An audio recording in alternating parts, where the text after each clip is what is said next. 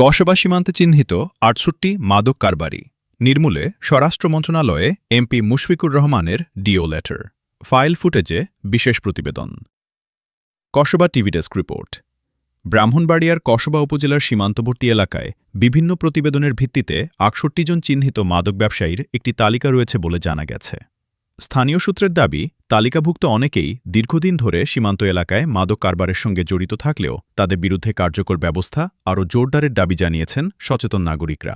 এদিকে ব্রাহ্মণবাড়িয়া ৪ কসবা আখাউড়া আসনের সংসদ সদস্য মুশফিকুর রহমান মাদক নির্মূলে উদ্যোগ নিয়ে তার একান্ত সচিব আবু হানিফের সহযোগিতায় স্বরাষ্ট্র মন্ত্রণালয়ে একটি ডিও লেটার পাঠিয়েছেন।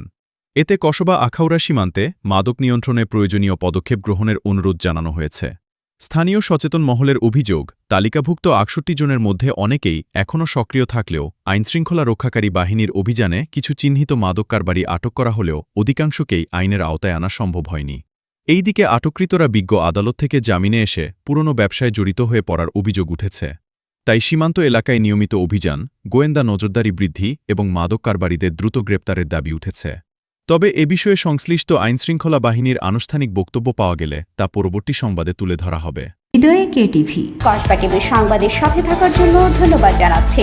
পরবর্তী সংবাদ পেতে আমাদের চ্যানেলটি সাবস্ক্রাইব করে রাখুন। হৃদয়ে কেটিভি।